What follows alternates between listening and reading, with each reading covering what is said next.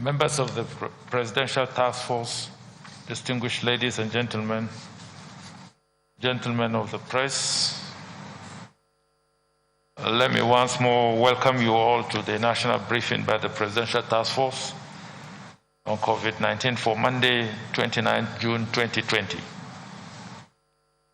When the Presidential Task Force briefed the nation on 1st June 2020, we informed you that Mr. President had approved, amongst others, that we should proceed into the second phase of eased lockdown for a period of 4 weeks to enable the Presidential Task Force to evaluate the developments properly and continue to ensure balance between lives and livelihood.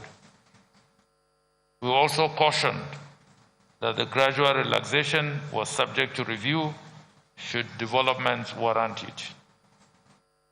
Within the month under review, the Presidential Task Force continued to monitor developments and consequently admonish Nigerians to change their behavior in view of the fact that the spread of the virus had entered the community phase.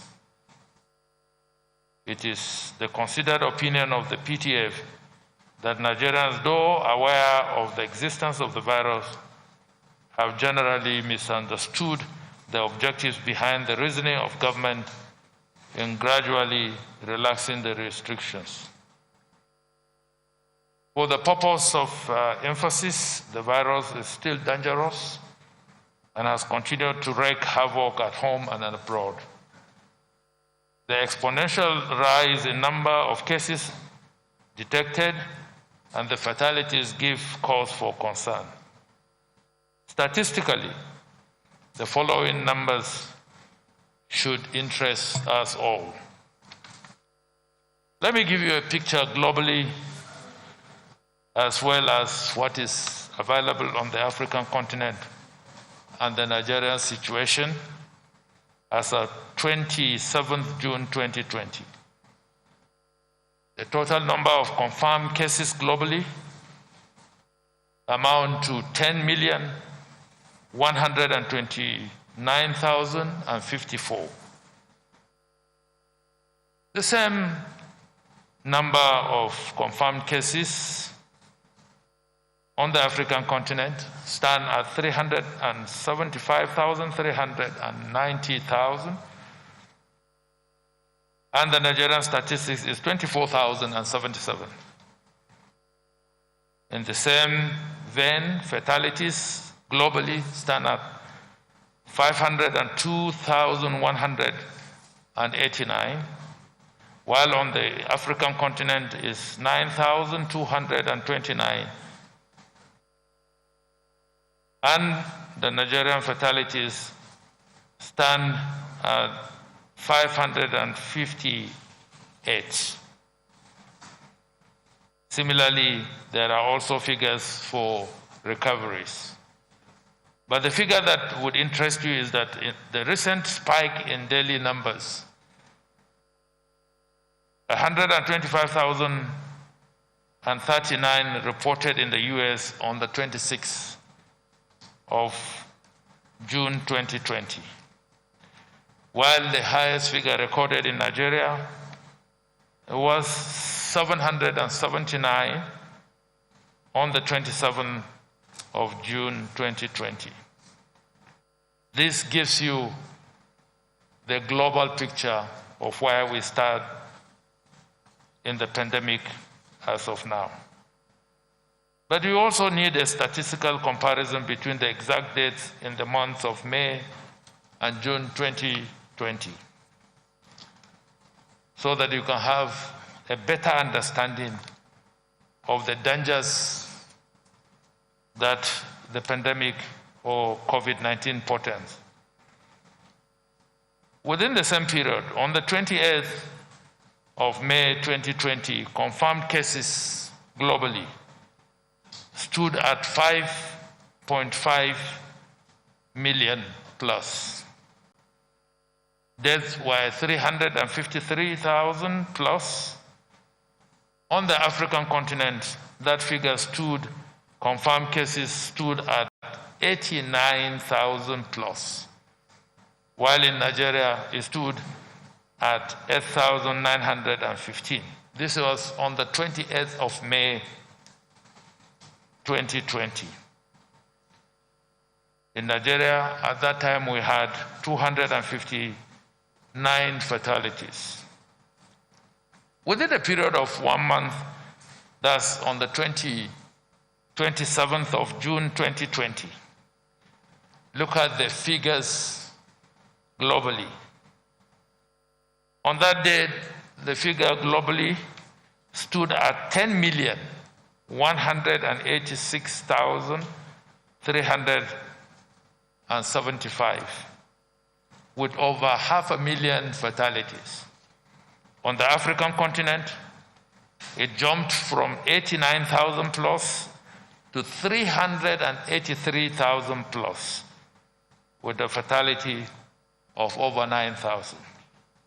Similarly, in Nigeria, on the same day, June 27th, our figure jumped from the figure of 28th May, which was 8,915, to 24,077, with 558 fatalities.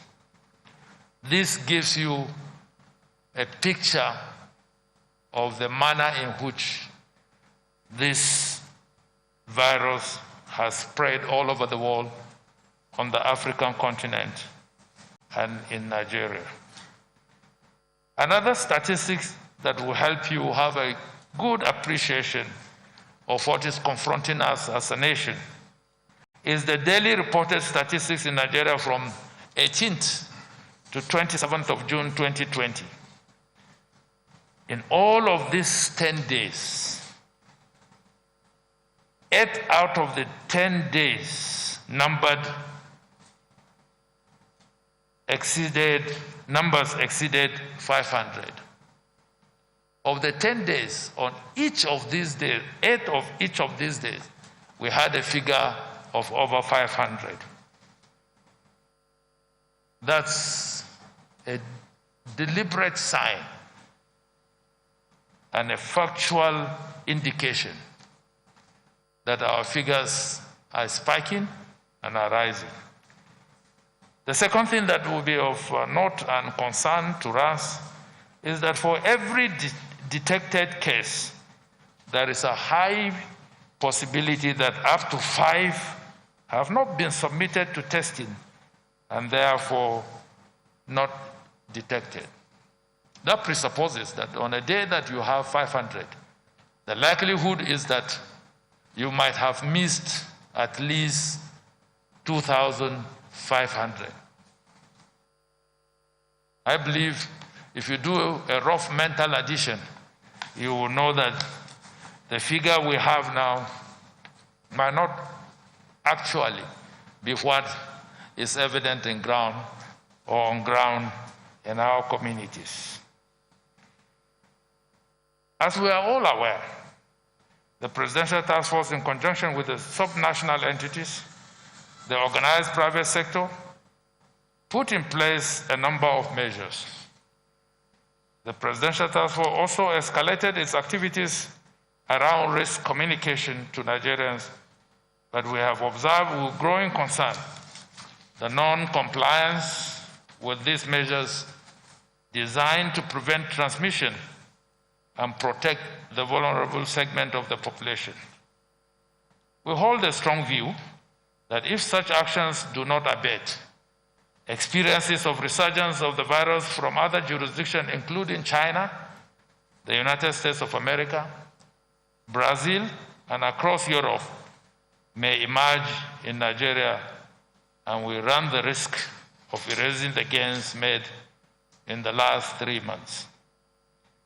By way of a reminder, there is presently no known vaccine for the virus, and that all over the world, non-pharmaceutical measures still remain the most effective fighting opportunity we have for overcoming this pandemic. To further strengthen our response, the Presidential Task Force in the intervening period vigorously built partnerships locally and internationally. Similarly, We fully have decentralized the national response, with state governments and communities taking ownership and more responsibility. These efforts have greatly improved our ability to maximally detect, trace, isolate, and treat nationwide successfully. The Presidential Task Force has also continued to pursue the strategic thrust of telling, that's communicate, tracing, identify, treating, that's managing cases, with a stronger focus on precision interventions in the high-burden local governments within identified states of the Federation. This precision intervention will be signposted by 1, aggressive scaling up of efforts to ensure effective community protection and sensitization, and 2, increased provision of support and guidance to states in their response to the outbreak. Ladies and gentlemen, the focus on the important roles to be played by the states is underscored by the following considerations. 1, the spread has entered the community phase, which only states and the local governments should drive. 2, the inaction of a particular state could endanger its neighbors and compromise the entirety of the response. 3, states will be encouraged to make considerable efforts to ensure a push for compliance with the guidelines issued by the Presidential Task Force. And 4, states must also take greater care in leading on public health measures in the local governments under their jurisdictions by working on surveillance, case finding, testing, isolation, tracing, and quarantining contacts. And 5, the federal government will predicate its resource deployment to states on the level of compliance and the extent of collaboration received on this public health emergency. Notwithstanding the challenges faced in the last 1 month and the fact that Nigerians' statistics have been on the rise, substantial progress has been made in the following areas. 1, harnessing of data which shows that 60% of the confirmed cases are in a handful of local governments in the country, 18 out of 774 local governments nationwide, and putting in place targeted interventions. 2, increase capacity to detect, test, and trace those infected with the virus through the activation of 38 molecular testing laboratories, resulting in raising the test count nationwide in excess of 130,000. 3, a shift in focus to a targeted community-based approach, enhanced risk communication. 4, increased collaboration with the legislature, state governments, and the organized private sector. 5, activation of a new cost-effective policy on the evacuation of returning Nigerians. And 6, increase awareness of COVID-19 among the population. 7, cushioning the socio-economic impact of the restrictions through the provision of palliatives to the vulnerable members of our various communities nationwide. And 8, successful reopening sectors of the economy, despite initial challenges in areas such as banking sector, industry, and agriculture. Today, the Presidential Task Force submitted its 5th interim report to Mr. President for his consideration. In the report, the PTF specifically reviewed the issues around the general level of compliance with prescribed measures while taking note of the following. 1, implication of the lack of general compliance with measures. 2, the global and domestic developments, especially in the area of rising statistics. And 3, the continued restriction in the education and transportation sectors, as well as for activities that attract mass gatherings, such as operations of market, places of worship, and entertainment. In doing the foregoing, the PTF considered the need for the continuation of the policy of striking the delicate balance between lives and livelihood, as well as inputs received from different stakeholder groups. The Presidential Task Force similarly identified the underlisted areas of concern that will require attention under the ongoing restrictions. 1, international travels. 2, entertainment activities. 3, education services sector. And lastly, 4, public and private sector offices. You will recall that the Presidential Task Force had in the previous briefings stated that the aim of the phase 2 was to sustain the gains from earlier steps taken for pandemic control and to enable additional sectors of the economy restart activities. Given the challenges and the visible danger ahead occasioned by skepticism and poor public perception, both leading to lack of compliance, it has come to the inevitable conclusion that the extension of the phase 2 of the eased lockdown will be needed to, 1, consolidate the gains in the areas of the economy that have restarted. 2, ensure better compliance with the health-based response. 3, support the states in enforcing guidelines and protocols, as well as strengthening the local governments, build community-level structures for ownership and effective risk communication.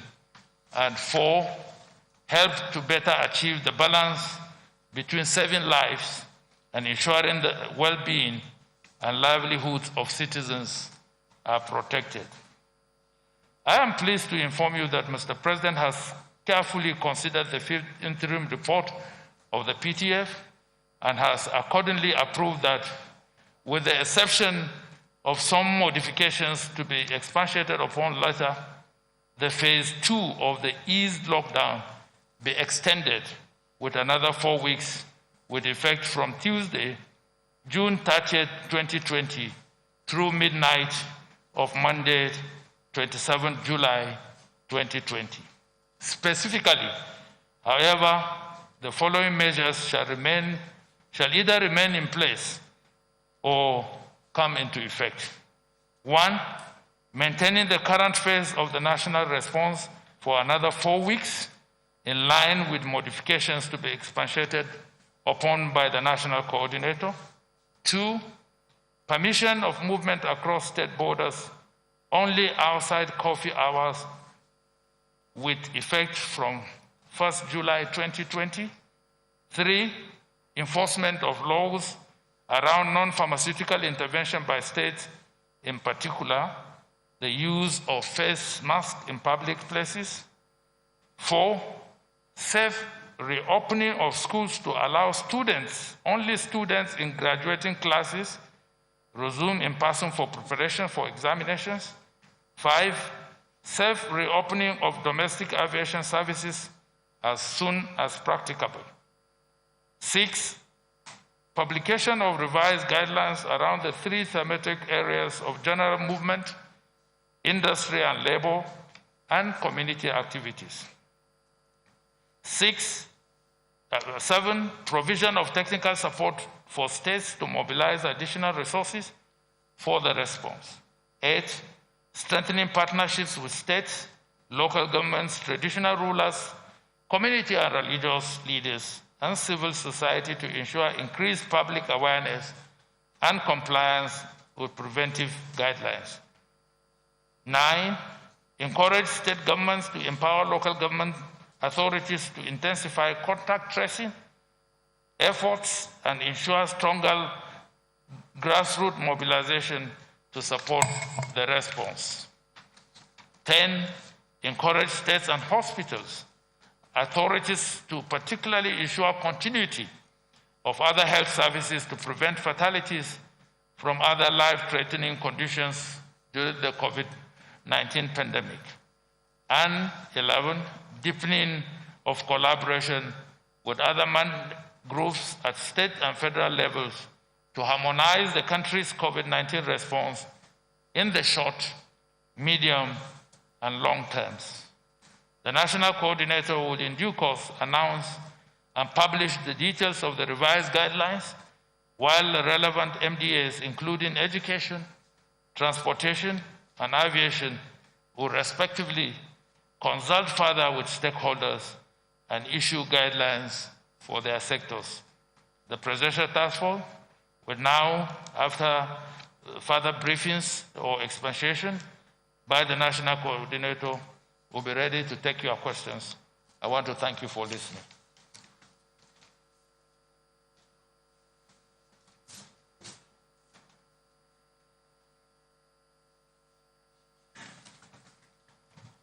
The Chairman of the Presidential Task Force, honorable ministers, members of the PTF, gentlemen of the press, good evening. So I'll be taking you through some of the changes. As the Chairman said, we are extending phase 2 of the response with slight modifications. The PTF has identified certain areas of concern that require attention and which will undergo further revision. These are particularly areas involved with international air travel, entertainment activities, educational sector services, and public and private sector services. The PTF in the past has stated that the aim of phase 2 was to sustain the gains from earlier steps and phases in terms of the pandemic control. It's also important to state that we relax the response partly to enable additional sectors of the economy restart activities. In this regard, we seek to consolidate the gains in the areas of the economy while trying to ensure better compliance with the health-based response. Specifically, therefore, the following areas will be sustained and/or modified under the extended phase of the eased lockdown as approved by Mr. President. The current nationwide curfew will remain. We will maintain restrictions on mass gatherings and sporting activities. Domestic aviation services will recommence. Movement across state boundaries will be allowed, but only outside curfew hours. Students in graduating classes, only graduating classes, primary 6, JS3, and SS3 will be allowed to resume in preparation for examinations. Federal and state government offices will maintain their current timing, with only essential staff allowed at the same level of grade level 14 and above to resume work. The use of face masks remains mandatory, and we will be enforcing this at all levels, including linking up with state governments. Access to government and commercial premises will not be allowed if you are not wearing a face mask. In other words, no mask, no entry. No mask, no services will be provided in government premises and commercial premises. I'll now briefly take you through some of the changes in greater detail.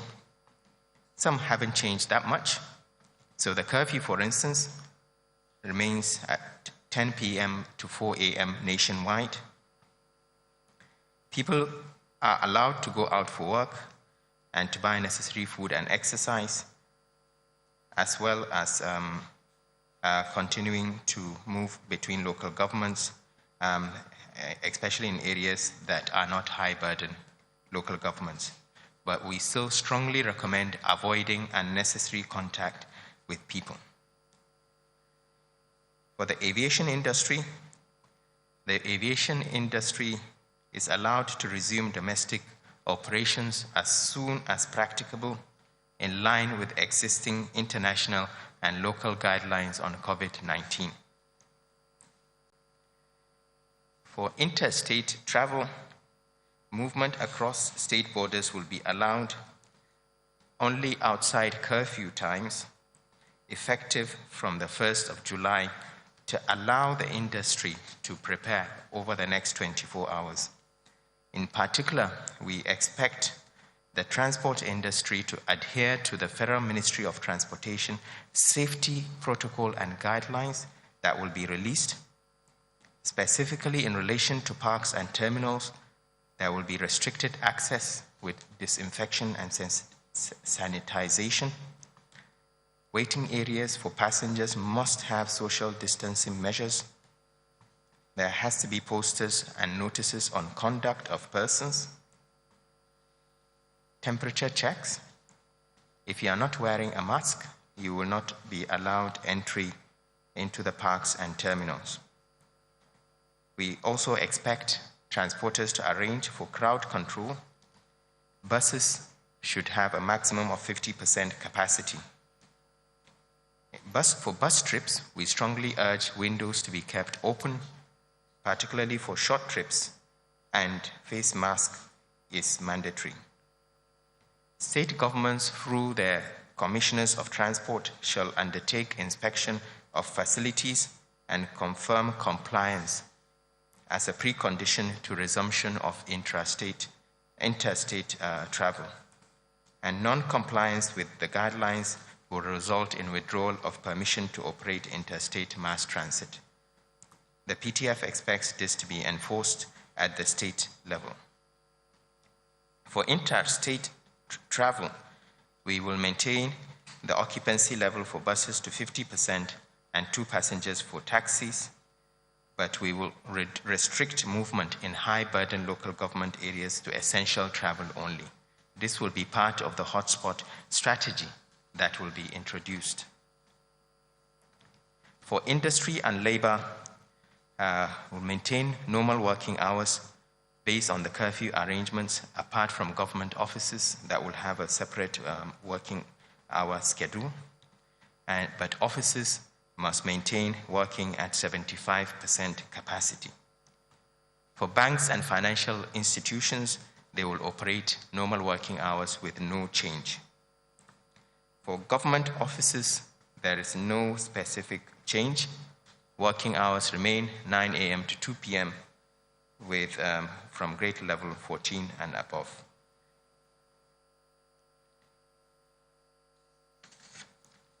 For personalized services, mechanics, artisans, hair salons, etc., who own their workshops or workstations and can clearly adhere to non-pharmaceutical interventions will be permitted to operate as normal. For markets, there is no specific change to what we already have in phase 2, and this will be driven by local authority arrangements.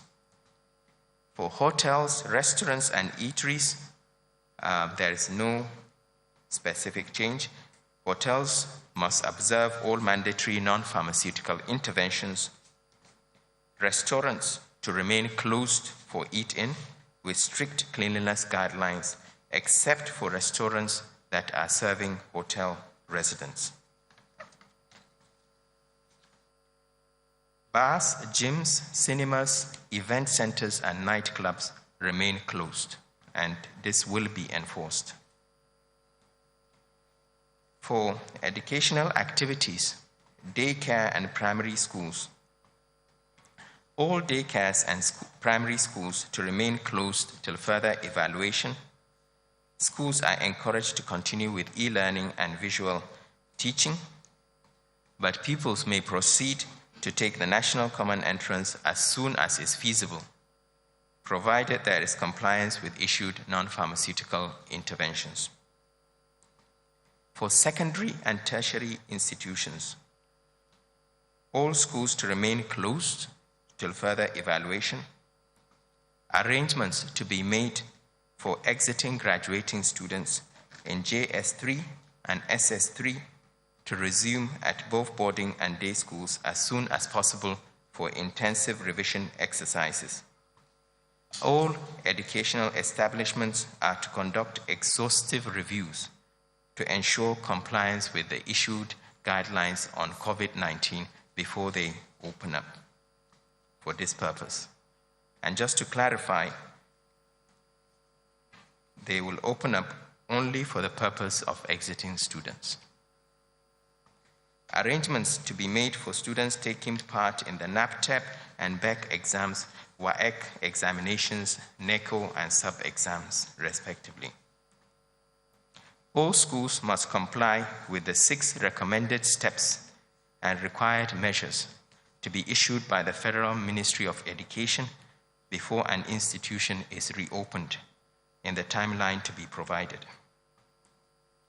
For churches and mosques, no specific change. Phase 2 remains.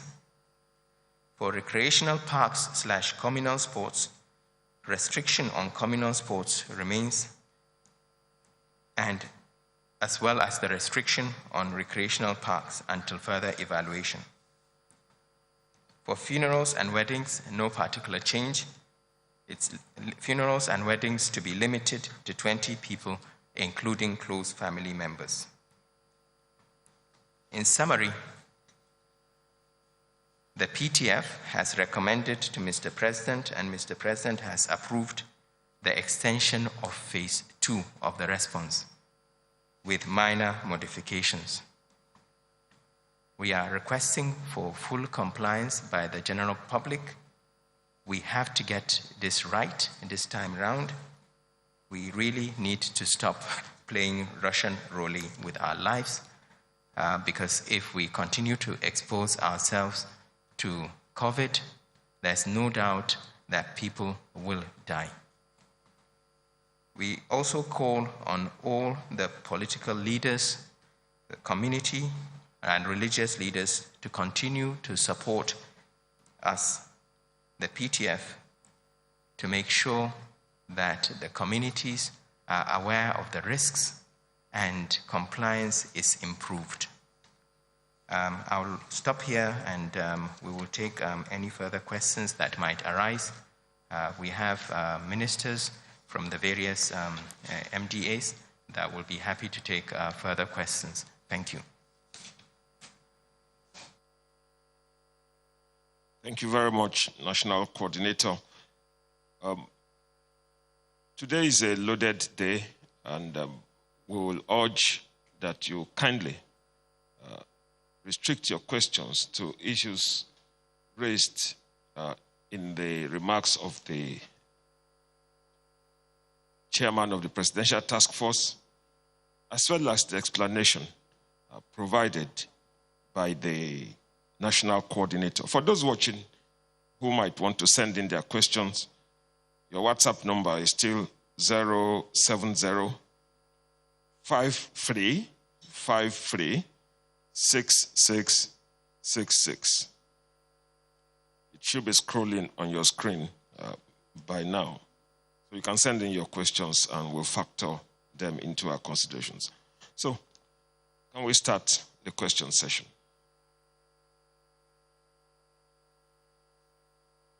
Good evening, sirs. My name is Friday Okerigbe. I'm a reporter with Channels TV. I would like to take the National Coordinator on to respond to my first question.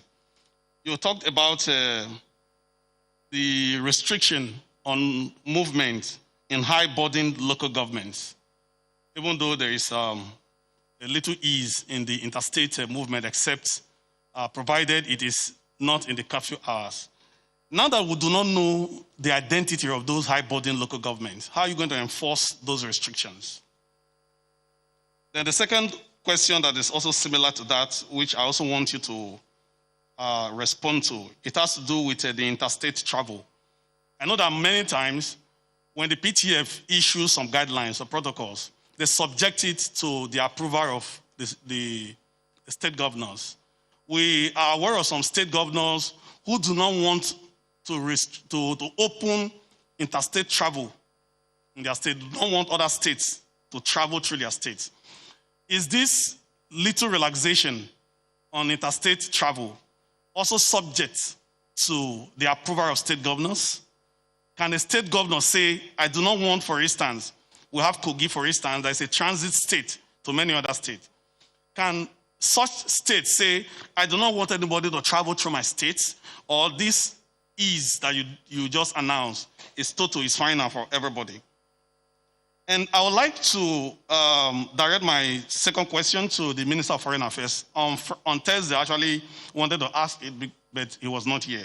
I'd like to know what is the criteria for evacuating Nigerians that are stranded abroad, those who want evacuation.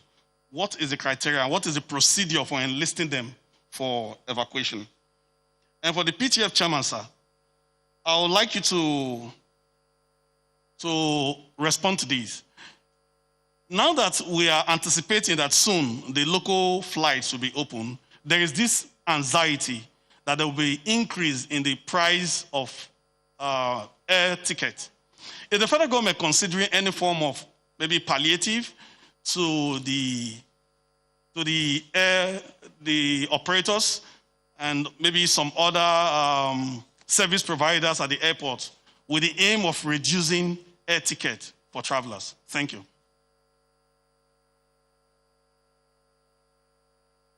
Good evening, sirs. Chairman of the PTF and other members of the PTF. My name is Yemi Adebayo from AIT. My first question is to the SGF, sir. For many of us who had followed the briefing by the PTF, we understand the fact that enforcement of these guidelines perhaps is a major problem. During the first phase, we had an extension of a week or two. Now, the second phase, we are having another 4 weeks extension. Despite this, the figures of confirmed cases keep going up on a daily basis. Are you confident, or are you saying, sir, that the extension would afford public health officials or the health ministry the opportunity to further harness the opportunity that they have in addressing some of the issues that we have as it stands? Because it's one thing for us to roll out the fresh guidelines, and it's one thing for us to see the results. Do you think this extension would help in fighting this virus? Then I think the second question has to do, someone wants to know, on Saturday, the PTF team were at the airports in Lagos and in Abuja.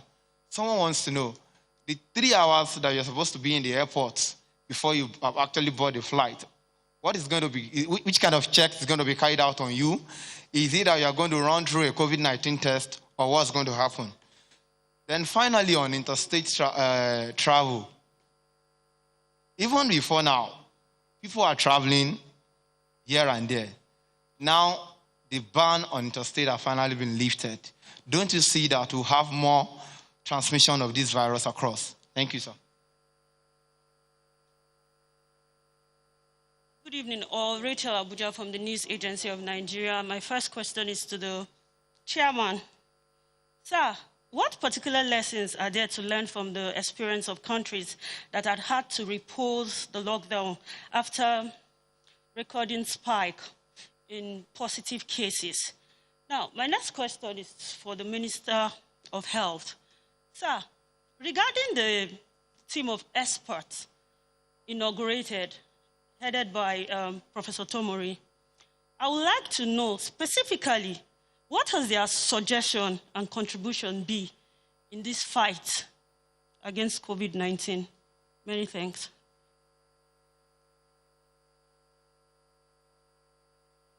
Gentlemen, I think we made it clear from the beginning that this particular session is dedicated solely and exclusively to the new guidelines.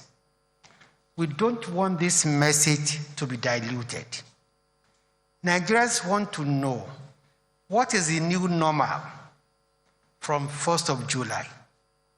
They want to know, will they be able to travel from state to state? They want to know, will the mosques and churches be opened? They want to know, will the schools be opened? I think this is what is germane to them. Please, if there's any question from the outside which has no bearing to these issues, please will not entertain them, and please don't ask them. If you asked a question last week and the minister was not there, don't bring it here today, unless it has something to do with what the chairman and the national coordinator what they have presented. We want to make sure that Nigerians actually get the real message. For 4 weeks, they've persevered. They want to know what is the new normal. Please, thank you very much.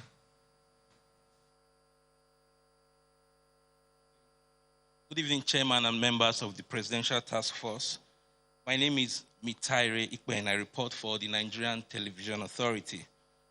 On one hand, the Presidential Task Force just told us that 10 p.m. to 4 a.m. overnight curfew nationwide remains, but that interstate travel is permitted outside curfew hours. I think there's need for further clarification on this, especially when a citizen is still in transit during curfew hours. Thank you.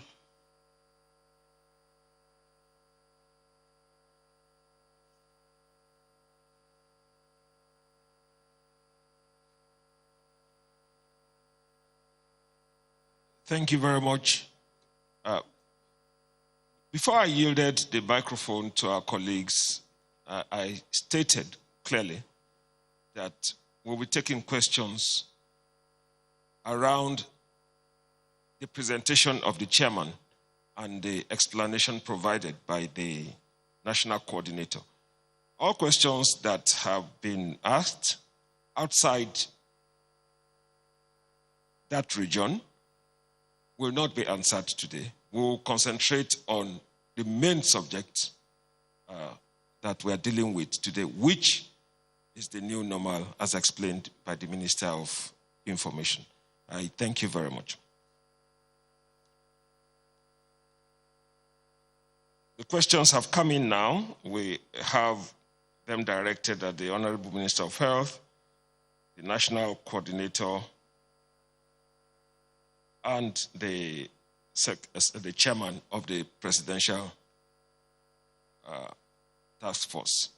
But for reasons that are very, very genuine, we will take the intervention of just the National Coordinator and the chairman of the Presidential Task Force. So we'll begin with the National Coordinator before the chairman rounds it up. The National Coordinator, please. So just some clarifications. First of all, the restriction of movement in specific local governments, we're still working with the state governments. As people would obviously realize, you cannot lock down local governments without working with the states. We have identified these local governments. Some of them have issues to do with their location or geographic location and the fact that they do not have defined borders. We will be sending out clarification as soon as we finish this piece of work. The restriction of movement in these local governments is only one of several interventions that we are putting in terms of the hotspots. We will be precision targeting these areas not only to increase testing, but also to improve isolation and to make sure that we do a lot of risk communication and public awareness activities. So the cessation of movement is only part of it, and some of the local governments may not be practicable to do so. We already know some local governments that will be impossible to enforce this. But overall, what we are trying to do is to put out the small fires across the country, rather than trying to fight a raging fire across the whole country, which will be very difficult and will also be damaging economically for us. So for those areas that we know have very high burden, where the numbers are increasing rapidly, where we have a high positivity rate, we will be introducing specific precision measures, working with the state governments to make sure that we get on top of this. And this will be a job that will continue to be reviewed regularly. We expect some local governments to drop after the interventions and some to be added. In terms of opening of interstate travel, whether the state governments have been consulted, yes, we have been working with the state governors. In fact, some of the states actually approached us towards the end of this phase to specifically request that the borders be opened. As we know, the compliance level in terms of compliance with the restrictions hasn't been as the percentage compliance hasn't been as high as we would have wanted it to be. People who are still traveling. We still continue to maintain free travel in terms of free movement, in terms of goods and essential travel, even during the curfew hours. But we expect people to plan their travel to make sure that wherever you are, certainly the curfew 10 p.m. to 4 a.m. remains. In terms of aviation, somebody was asking, why do they need to spend 3 hours at the airport? Well, you could miss your plane. Anything that will not wait for you, it's better you go and wait for it. When it comes to the new normal, and people would have seen this on TV, you'll have your temperature checked at the point of entry into the airport. You'll have your temperature checked at the point of boarding. You will have hand sanitization at the point of access to the airport. You'll have hand sanitization when you are boarding the plane. There are so many additional things that have been added. Limitations in terms of physical distancing. We cannot have the same number of people in a waiting area. So all these will add up to more time being spent in the airport. So if you don't want to miss your flight, we advise that you get there early. And for domestic flights, certainly the aviation authorities, the advice they are giving is you get there early, preferably up to 3 hours before your flight. But if you're a last-minute person, then good luck. But certainly that's our advice. Free movement, okay. The issue of, I think I have addressed most of these issues. The other thing is why did we keep the curfew? Well, we're not back to normal. As stated earlier on by one of the persons asking the questions, the numbers are still going up. There's no doubt about it. Yes, we are testing, but we also know that the level of compliance when it comes to the non-pharmaceutical interventions is not high. So we're still having a raging pandemic. We're still in the exponential phase. So some restrictions will have to remain, and those restrictions that will limit social interactions without affecting severely the economic prospects for the country will remain in place, such as recreational activities, gyms, etc., and such as nightlife. So that's why we've maintained the curfew, because we know that we are not back to normal. We hope that with the extension of the current phase, the public would continue to work with us and support us to make sure that we get things done properly, and this time around we get on top of the pandemic. If the pandemic continues to increase as it is, then the PTF will be forced to review some of the measures that we have introduced now. Thank you.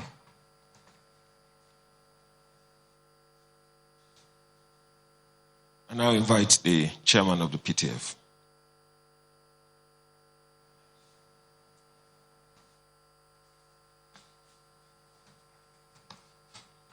Thank you. I think, let me quickly run through some. Well, how I wish the Minister of Aviation was here to take the issue about the increase in air tickets. I think there's basically increase on everything, not only air tickets. If you go to the market now, the prices prior to COVID-19 is different from what you get in the market now. That is the difficulty that is going to confront us as a people. And because of the protocols that are going to be introduced and the whole business of aviation, you would definitely expect an increase in the prices. FAN has already increased its customer services fare with 100%. You used to pay for the customer services, I think it's 1,000 naira. Now it's 2,000 naira even before the operation start. So it's not only the airlines, even the government institutions who have the responsibility of managing the aviation industry will review their charges, because that is the nature of what COVID-19 has thrust on the people of the country and all over the world.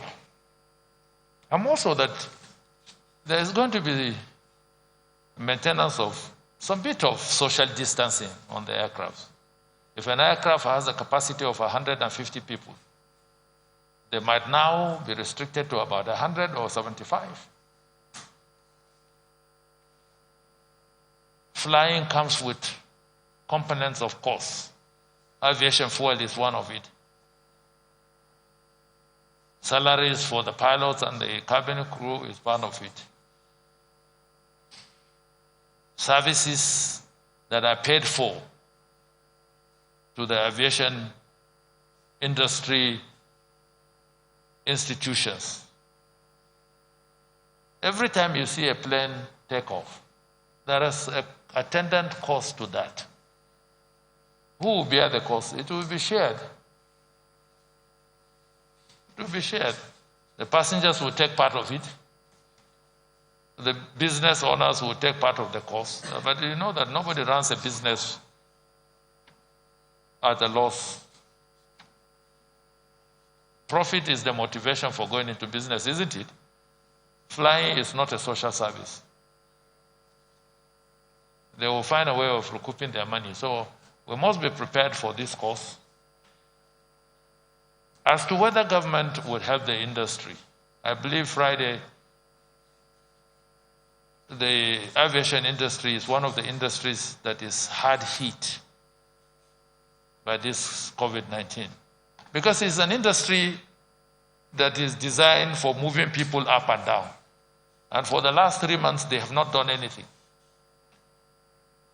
So I think as part of the intervention of government through either the central bank or the stimulus package in the economic sustainability plan of the 2.3 trillion, I believe the aviation industry would have a part of that. How it is going to be administered, the Minister for Aviation will be in a better position to explain how that will be administered. There was a question from AIT whether the extension would afford us tackle the COVID-19 pandemic. Obviously, the essence of the extension is to allow us to do a thorough review and consolidate on the gains that have been achieved in the past, and to see how we can further drive the message. The message has been basically simple and easy. Bearing in mind that there is no cure available, vaccines are way ahead in terms of availability and procurement.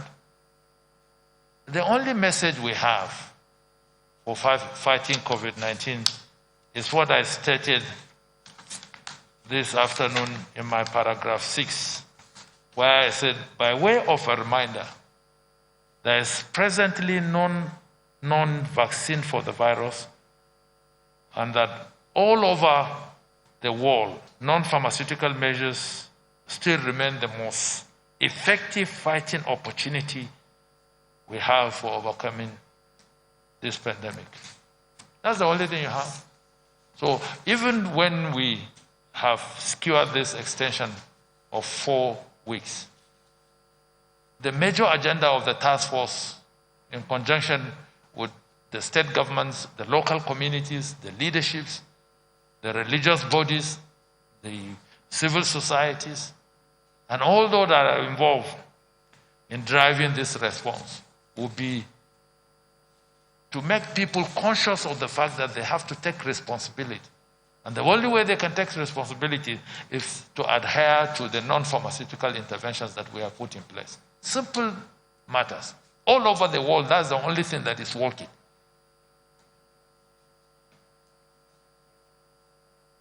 That's the only thing that is working. As to prescriptions of drugs to be used for the cure, nobody knows. Nobody knows. Everybody is doing trial and error. And that's why you find today is this drug, tomorrow is a different one. We will continue along that trail until a vaccine is discovered or probably a cure is secured. The other question is the experiences of the lockdown of other countries and whether we are learning from those experiences. Rachel, we are. We've learned from those experiences. We've seen how countries that have even flattened the curve, those that have peaked and flattened the curve, and they relaxed or they eased up on the restrictions, and all of a sudden they begin to witness resurgence of spikes of infections around certain cities. And that dovetails into the precision lockdown that we are putting in place to take care of that. Because even in this situation now, they don't lock down the entire nation like it was in the past. They go for precision lockdown. A typical example, in New Zealand, I think they are locking down a region. In China, as a matter of fact, they are locking down communities so that they can deal with the resurgence that is occurring in those particular places. You see, the irony of our situation is that we have not even peaked. We have not even peaked. And that was what informed what I said on Thursday last week when I said if it were within my power, I would recommend a lockdown. Because we have not even peaked. We are just peaking. We are yet to get to the top. I'm not saying this to scare Nigerians, but there's the reality of the fact of the matter. Our figures will grow. Probably by the time we return in a month's time, or within the next 4 weeks, our figures will not be 24,000. If you look at the modeling and the projections, we will be somewhere around 40, 45,000. That's where we are going to be. But you see, that now drives the point home. That you and I are the ones that are responsible for this thing. We are the ones that are carrying it all over the place. It doesn't go on its own. And we are the only ones that can abet the ferocious nature of the transmission in the communities. As to whether, well, the numbers are growing, why are you allowing for interstate travel? At the end of the day, we in place that because we wanted to restrict people transmitting to the communities. But we found out that it's not working. As a matter of fact, what we succeeded in doing is that we created another enterprise, another side business, to the extent that it was costing ordinary Nigerians more than necessary to travel illegally from one point to the other because we had an interstate ban. So it was not a legal trip if you embarked on it. People were paying so much to embark on those unnecessary illegal trips.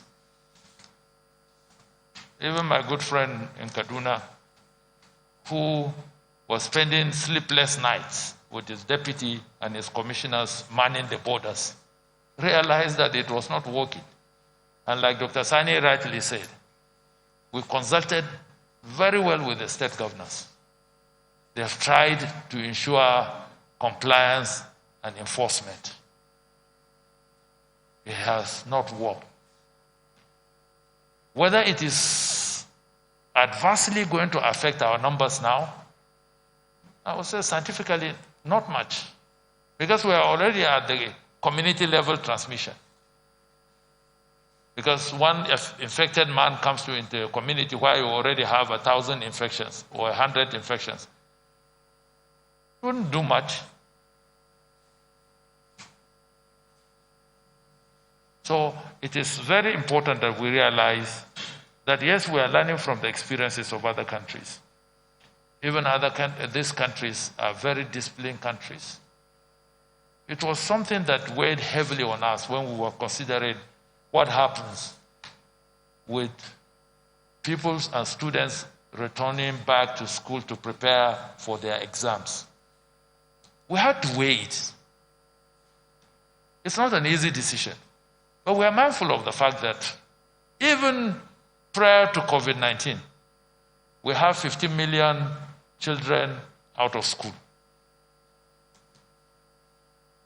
So what do you do with those that are in school? Do they constitute part of this now?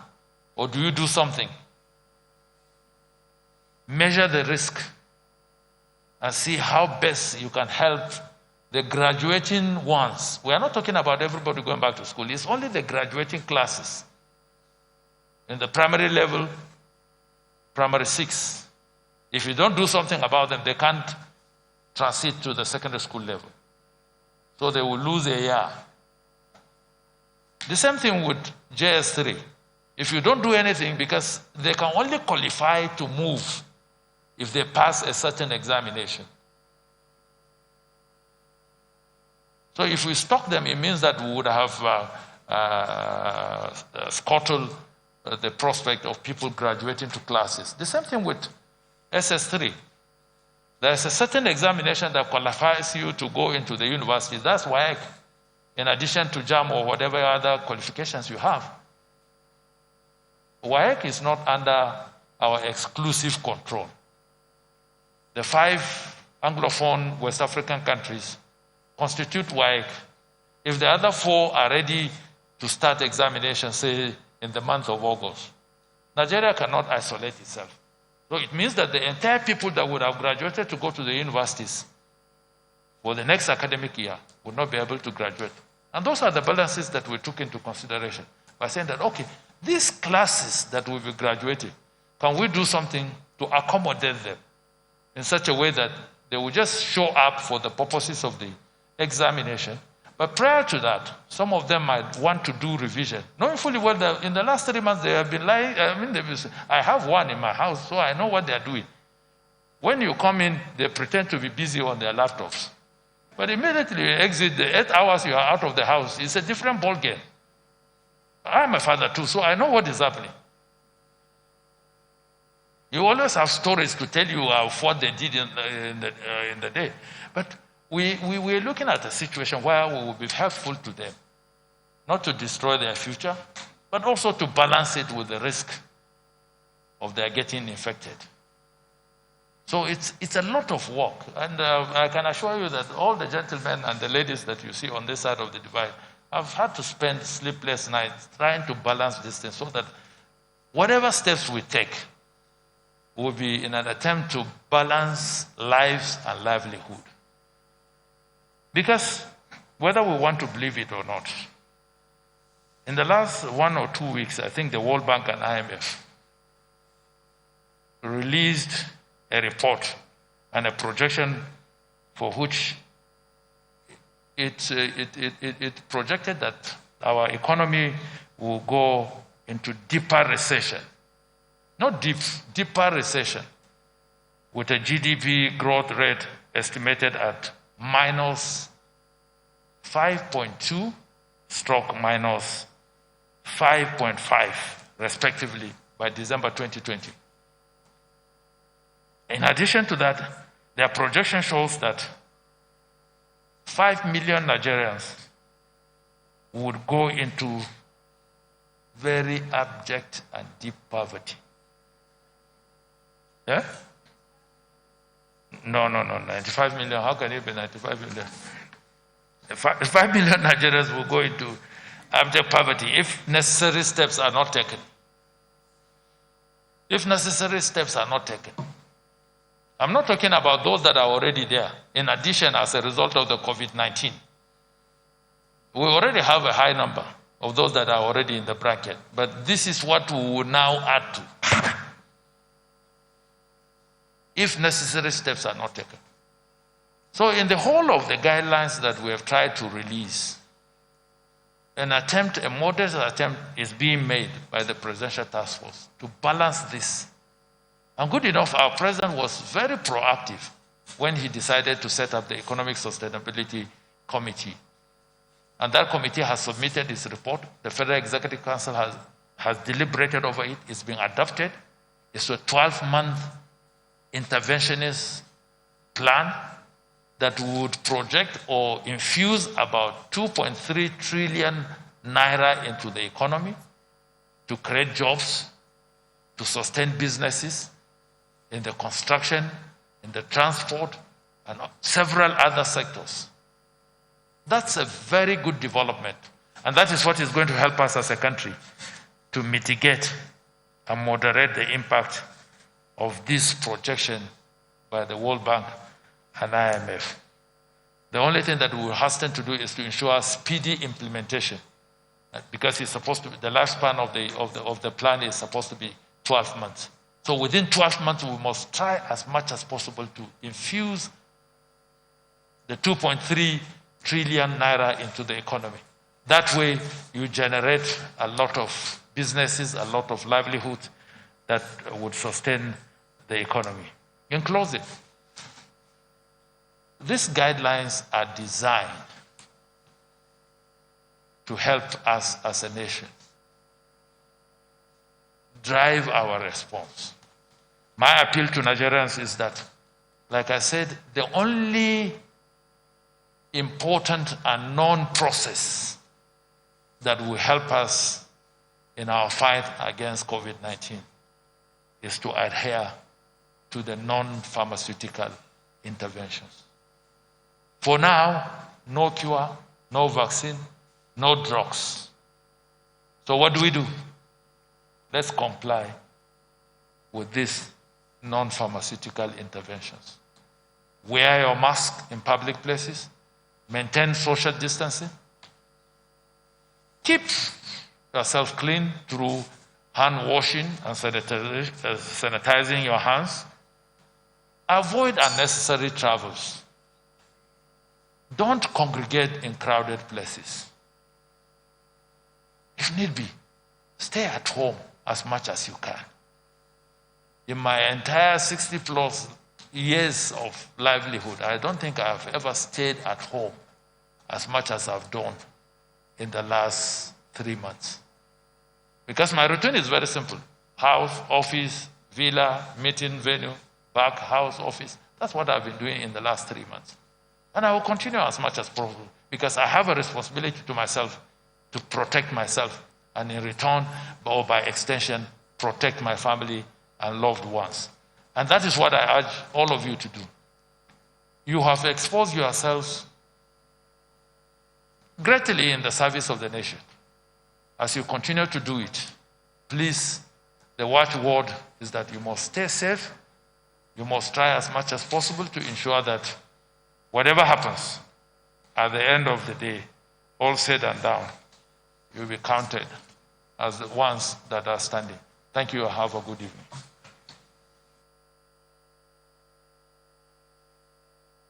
Thank you very much, Chairman, Presidential Task Force. That brings us to the end of today's national briefing by the task force. I urge our colleagues to continue to digest the document that's been circulated so that you can generate further discourse around it and ensure that it's disseminated. Well, as a reminder, let's just go through a few things. We still have a raging pandemic. The curfew is sustained. We urge you to take responsibility. We want you to mobilize your community to create awareness, to wear your mask in public places, study, and adhere to the guidelines to be issued by the education, transportation, and aviation sectors. Get our children in critical exam classes ready for their revision and their examinations. You probably have never seen or known anybody who has contracted COVID-19. But COVID-19 is real. As we make our daily plans, we must remember that it is still a threat. You must protect yourself and others from getting sick. This virus has no cure yet, and it does not discriminate. help to halt the spread, stop the rumors, stop the stigma. From Abuja, the nation's capital, you've been watching the live briefing by the Presidential Task Force on COVID-19 with the latest updates on the coronavirus situation, including the directives from the presidency and the ease of the restrictions going forward. It's time to take you back to our studios for our regular programming. And for now, the world today is already in progress. Please stay with us.